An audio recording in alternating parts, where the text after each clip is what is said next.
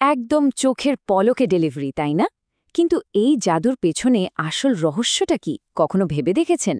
এর পেছনে আছে একটা অদৃশ্য চালিকা শক্তি, আর্টিফিশিয়াল ইন্টেলিজেন্স বা এআই, যা আজকের সাপ্লাই চেইনকে চালাচ্ছে। আজ আমরা ঠিক এই প্রযুক্তিটাই ব্যবচ্ছেদ করব। তো আজ আমরা ঠিক কি দেখব? প্রথমে আমরা বোঝার চেষ্টা করব সাপ্লাই চেইনের মূল সমস্যাগুলো কি ছিল। তারপর দেখব কিভাবে এআই একটা স্মার্ট সমাধান হিসেবে সামনে এলো। আমরা একদম ভেতরে ঢুকে দেখব একটা এআই চালিত ওয়্যারহাউস কিভাবে কাজ করে, কিভাবে পূর্বাভাস থেকে পণ্য সোজা আমাদের দোরগোড়ায় পৌঁছে যায়। আর হ্যাঁ, এর সাথে জড়িত খরচ আর ভবিষ্যতের দিকটাও আমরা দেখব। চলুন তাহলে শুরু করা যাক। আচ্ছা, কোনো সমাধানের কথা বলার আগে তো সমস্যাটা বোঝা দরকার, তাই না? সাপ্লাই চেইনগুলো ঠিক কী ধরনের বাধার মধ্যে দিয়ে যাচ্ছিল যে লজিস্টিক্সের জগতে এমন একটা প্রযুক্তিগত বিপ্লবের দরকার পড়ল?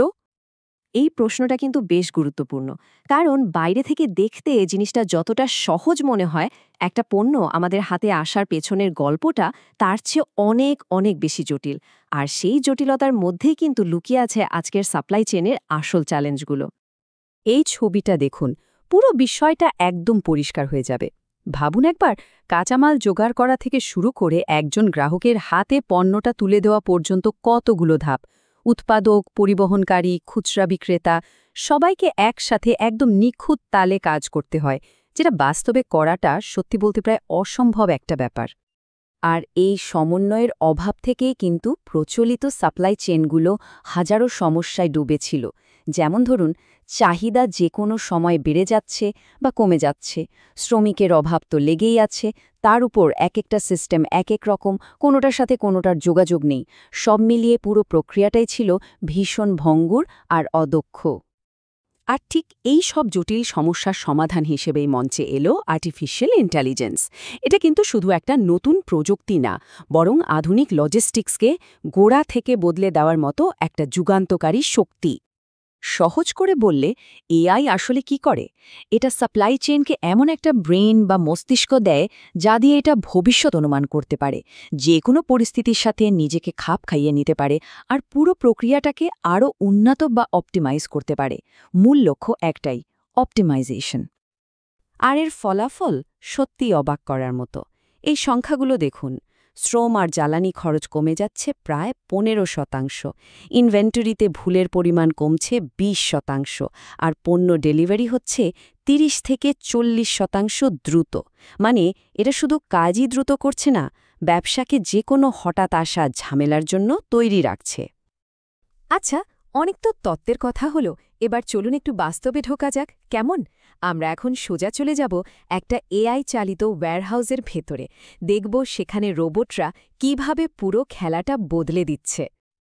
প্রচলিত ওয়্যারহাউসে কর্মীদের কি পরিমাণ খাটতে হতো তার একটা ধারণা পেতে এই কথাটা শুনুন। ভাবুন তো, গ্রাহকের অর্ডার মেটাতে গিয়ে সপ্তাহে 2টো ম্যারাথন দৌড়ানোর সমান হাঁটতে হচ্ছে। এআই ঠিক এই অমানসিক পরিশ্রমটাকে কমানোর জন্য এসেছে। পুরনো আর নতুন পদ্ধতির মধ্যে পার্থক্যটা দেখুন, একদম আকাশ পাতাল। একদিকে মানুষ দিয়ে পণ্য তুলতে গিয়ে ভুলও হচ্ছে, কর্মীরা ক্লান্ত হয়ে পড়ছেন। অন্যদিকে একটা এআই ওয়্যারহাউসে রোবটরা 24 ঘন্টা 7 দিন কোনো ক্লান্তি ছাড়াই কাজ করে যাচ্ছে নির্ভুলভাবে, এমনকি নিজেদের ভুল থেকে শিখে নিয়ে আরও ভালো হচ্ছে। এতে কর্মীদের ওপর শারীরিক চাপও অনেক কমে যায়। একবার সংখ্যাটা ভাবুন তো, 50,000। একটা অত্যাধুনিক ওয়্যারহাউসে মাত্র 48টা রোবট মিলে একদিনে 50,000 আইটেম তুলে ফেলছে। এটাই হলো এআই রোবোটিক্সের আসল ক্ষমতা, যা উৎপাদনশীলতাকে এক অবিশ্বাস্য লেভেলে নিয়ে গেছে। এখানে কিন্তু মানুষ আর রোবটের একটা দারুণ বোঝাপড়া দেখা যায়। রোবটরা বেশিরভাগ সাধারণ কাজগুলো করে ফেলে। যে আইটেমগুলো একটু অন্যরকম, ধরতে অসুবিধা, সেগুলো মানুষের কাছে নিয়ে আসে। আর যেগুলো চাহিদা সবচেয়ে বেশি, সেগুলো তোলার জন্য মানুষ আর রোবট একসাথেই কাজ করে। মানে সর্বোচ্চ দক্ষতার জন্য এটা একটা হাইব্রিড মডেল। ওয়্যারহাউসের ভেতরে রোবটদের কাজ তো দেখলাম, কিন্তু এদেরকে চালাচ্ছে কে? এর পেছনের আসল মস্তিষ্কটা কোথায়? এবার আমরা সেই অদৃশ্য বুদ্ধিমত্তার দিকেই নজর দেব, যেটা ভবিষ্যতের চাহিদা অনুমান করা থেকে শুরু করে একেবারে দোরগোড়ায় পণ্য পৌঁছানো পর্যন্ত সবকিছু নিয়ন্ত্রণ করে। এই টেবিলটা দেখলে বোঝা যাবে বিভিন্ন এআই মডেল কিভাবে কাজ করে। যেমন ধরুন LSTM নেটওয়ার্ক, এটা পুরনো বিক্রির ডেটা দেখে বুঝতে পারে ছুটির দিনে কোন জিনিসের চাহিদা বাড়বে। আবার র্যান্ডম ফরেস্ট মডেল আবহাওয়া বা কোনো ডিসকাউন্ট অফারের মতো অনেকগুলো জিনিস একসাথে বিবেচনা করে। আর CNN মডেল বুঝতে পারে কোন এলাকায় কোন জিনিসের চাহিদা বেশি। সব মিলিয়ে এআই প্রায় নির্ভুলভাবে বলে দিতে পারে কোন জিনিস কোথায় এবং কখন বিক্রি হতে পারে। এর একটা অসাধারণ উদাহরণ হল অ্যামাজনের এসিএস কোসিস্টেম। ভাবা যায় এটা প্রতিদিন 40 কোটিরও বেশি পণ্যের চাহিদা আগে থেকে অনুমান করে। এই প্রযুক্তির স্কেলটা একবার কল্পনা করুন। ডেলিভারি জার্নির সবচেয়ে কঠিন আর খরচের অংশটা হল শেষ মাইল, মানে ওয়্যারহাউস থেকে গ্রাহকের দরজা পর্যন্ত পৌঁছানো। এআই এখানেও ম্যাজিক দেখায়। এটা রিয়েল টাইমে ট্রাফিক, আবহাওয়া, রাস্তা বন্ধ সব কিছু বিশ্লেষণ করে সবচেয়ে সেরা রুটটা বের করে। এতে শুধু সময়ই বাঁচে না, জ্বালানি খরচ আর পরিবেশ দূষণও কমে। এতক্ষণ তো আমরা সুবিধার কথা শুনলাম, কিন্তু সবকিছুরই তো একটা অন্য পিঠ থাকে, তাই না? এই প্রযুক্তি বিপ্লবের কিছু মানবিক আর আর্থিক দিকও আছে, যেগুলো নিয়েও কথা বলার দরকার। এই স্লাইডে দেখুন এআই ব্যবহারের প্রধান বাধাগুলো কি কি। প্রথমত, প্রাথমিক খরচ অনেক বেশি, সিস্টেমগুলো বেশ জটিল, আর একটা বড় চিন্তা হলো চাকরি হারানো নিয়ে। এর সাথে ডেটা প্রাইভেসি আর নৈতিকতার মতো সিরিয়াস প্রশ্নগুলো তো আছেই। তবে এর একটা অন্য দৃষ্টিভঙ্গিও আছে। এই কথাটা খুব গুরুত্বপূর্ণ। এআই মানুষের ক্ষমতাকে পুরোপুরি কেড়ে নিচ্ছে না, বরং তাকে আরও বাড়িয়ে তুলছে। মানে এআই হচ্ছে মানুষের সহযোগী, বিকল্প নয়। এটা একঘেয়ে কাজগুলো করে দিয়ে মানুষকে আরও কৌশলগত আর সৃজনশীল কাজে ফোকাস করার সুযোগ করে দেয়।